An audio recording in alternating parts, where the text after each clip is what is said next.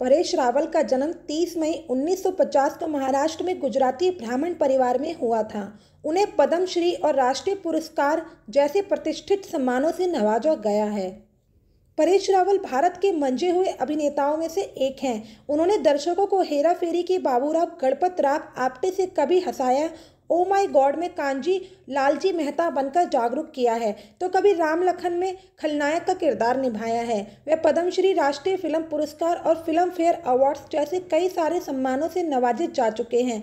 आइए जानते हैं उनकी शुरुआती जिंदगी और कैसे उन्होंने 1979 मिस इंडिया को शादी के लिए मनाया। परेश रावल का जन्म 30 मई 1950 को महाराष्ट्र में मुंबई में हुआ था। उनका परिवार गुजराती ब्राह्मण था। परेश रावल के पिता का नाम दहाल रावल और माता का नाम धनलक्ष्मी है। जब परेश बहुत छोटे थे तब उनके पिता दयालाल रावल मुंबई शिफ्ट हो गए। परेश ने अपनी पढ़ाई मुंबई से ही पूरी की। उन्होंने नरसी मौजी कॉलेज ऑफ कॉमर्स एवं इकोनॉमिक्स से सिविल इंजीनियरिंग की है। परेश रावल की पत्नी अभिनेत्री और मिस इंडिया रह चुकी स्वरूप संपत है। स्वरूप साल 1979 में मिस इंडिया का खिताब जीत चुकी है, लेकिन परेश रावल और स्वरूप संपत की पहली मुलाकात उससे पहले ही साल 1975 में एक फंक्शन में हो चुकी थी। परेश रावल ने बताया कि पहली मुलाकात में ही वो स्वरूप को दिल दे बैठे थे। उन्होंने स्वरूप संपत से ही शादी करने का मन बना लिया था। काफ़ी मशक्क़त के बाद साल 1987 में 12 साल साथ में रहने के बाद परेश रावल ने स्वरूप संपत से शादी कर ली। इस शादी से उन्हें 2 बच्चे हैं। इनके बच्चों का नाम आदित्य और अनिरुद्ध है। आदित्य रावल भी अपने पिता की तरह अभिनेता बनना चाहते हैं और फिल्म बमफाड़ के जरिए फिल्मों में अपना डेब्यू करने जा रहे हैं। परेश रावल ने अपने करियर की शुरुआत साल 1982 में गुजराती फिल्म नसीब नी बलिहारी से की थी। परेश रावल ने साल 1984 में होली नाम की फिल्म में सहायक की भूमिका निभाई थी। हिंदी के अलावा परेश रावल ने गुजराती, तेलुगु, अंग्रेजी और मराठी फिल्मों में भी काम किया है।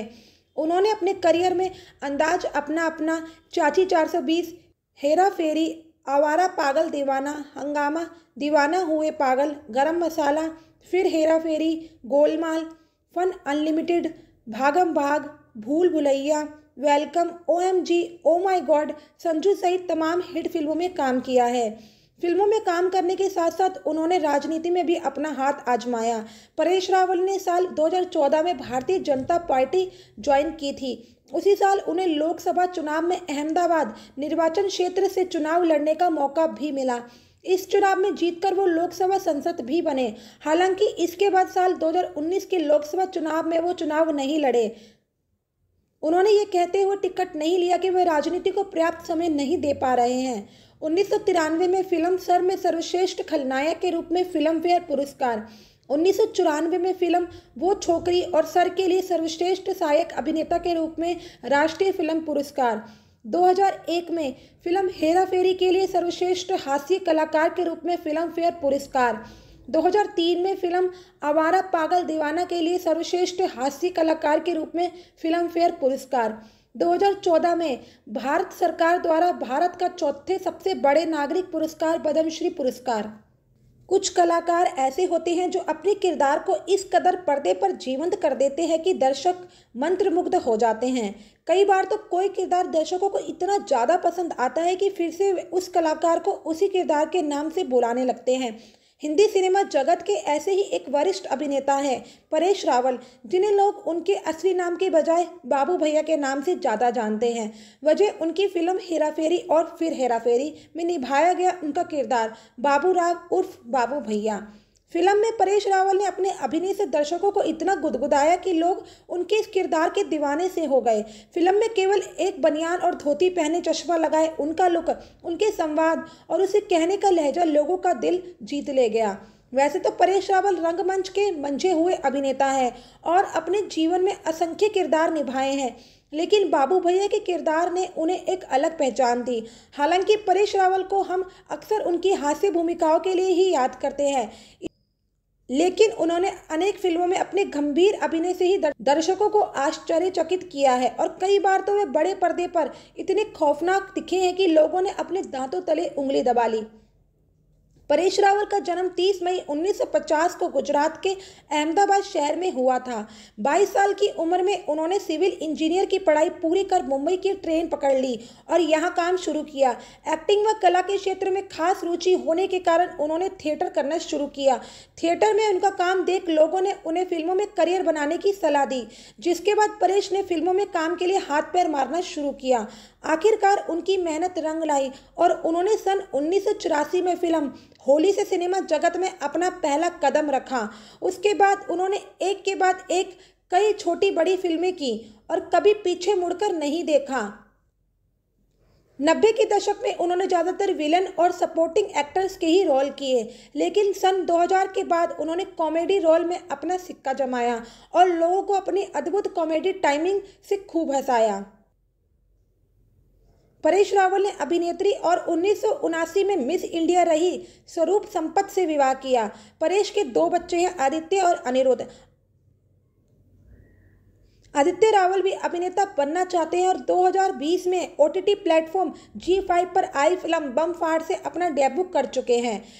कभी इंजीनियर बनने का सपना लिए मायानगरी का रुख करने वाले परेश रावल आज बॉलीवुड के महान अभिनेताओं में शुमार हैं, जिनसे लाखों नौजवानों को एक्टर बनने की प्रेरणा मिलती है। हालांकि इतना प्रतिभावान होने के बावजूद उन्हें कभी मुख्य भूमिका अदा करने का मौका नहीं मिला।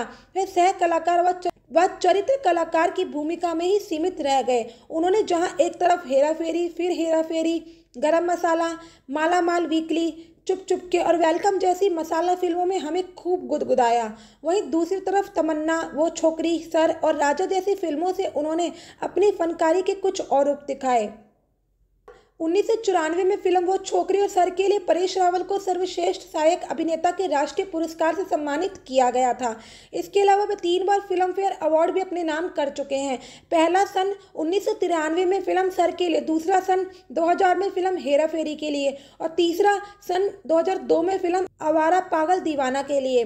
सन 1995 में उन्होंने फिल्म राजा के लिए सर्वश्रेष्ठ सहायक अभिनेता का स्टार स्क्रीन पुरस्कार भी अपने नाम कर लिया था। परेश रावल की आने वाली फिल्मों में तूफान और हंगामा 2 प्रमुख है। इसके अलावा वे फिल्म शर्मा जी नमकीन में भी नजर आएंगे। इस रोल को पहले दिवंगत अभिनेता ऋषि कपूर करने वाले थे, लेकिन उनके आकस्मिक स्वर्गवास के बाद यह रोल परेश के पास चला गया। फिल्मी है परेश रावल की लव स्टोरी, देखते ही मिस इंडिया को दे बैठे थे दिल।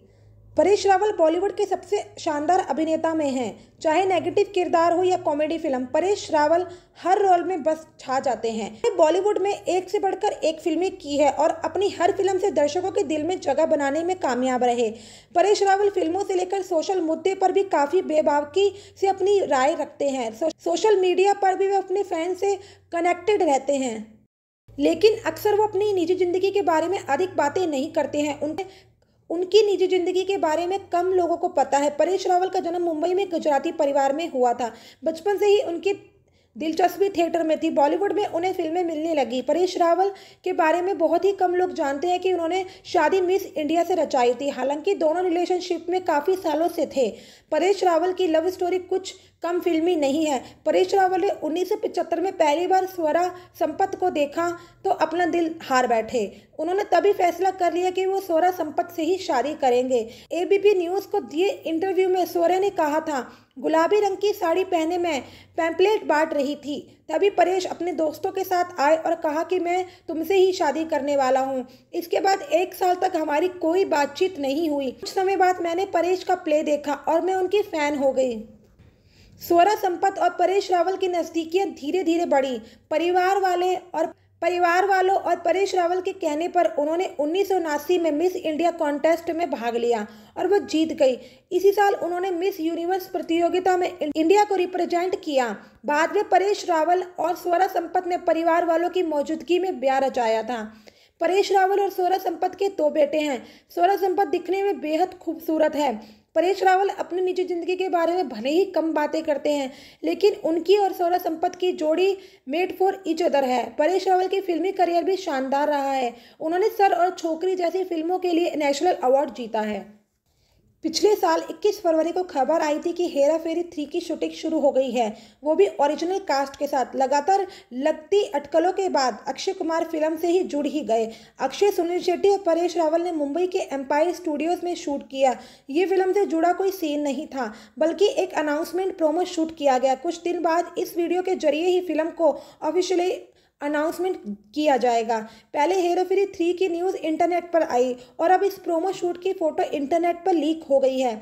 खिलाड़ी भैया नाम के इंस्टाग्राम पेज ने एक फोटो शेयर की। परेश रावल, अक्षय कुमार, सुनील शेट्टी के साथ फिल्म के प्रोड्यूसर फिरोज नादियावाला भी नजर आ रहे हैं। अक्षय कुमार अपने किरदार राजू के गेटअप में है, लाल पैंट और सफ़ेद प्रिंट वाली शर्ट पहने। परेश रावल ने बाबूराव की धोती कुर्ता पहना है, बड़े पावर वाला चश्मा मिसिंग है। सुनील शेट्टी साधारण शर्ट पैंट पहने दिखते हैं। हेरा फेरी इंडियन सिनेमा में ऐसी फिल्म रही है जिसके फैंस सिर्फ किसी एक जनरेशन से नहीं आते। फिल्म के तीसरे पार्ट को बनाने की कोशिशें पहले भी हुई, लेकिन कुछ नतीजा नहीं निकला। 2015 में अनाउंस किया गया था कि नीरज वोरा हेरा फेरी 3 बनाएंगे। अक्षय की जगह फिल्म में अभिषेक बच्चन और जॉन अब्राहम जुड़े। नेहा शर्मा भी कास्ट का हिस्सा थी। कुछ हिस्सा शूट किया गया, लेकिन फिर कुछ समय बाद फिल्म को बंद कर दिया गया। उसके बाद 2022 में हेरा फेरी 3 को लेकर खबर फिर गर्म हुई। बताया गया कि अक्षय फिल्म से नहीं जुड़ेंगे, उनकी जगह नया एडिशन कार्तिक आर्यन होंगे। खुद अक्षय ने भी एक मीडिया इवेंट में साफ किया था कि वो हेरा फेरी 3 में नजर नहीं आएंगे।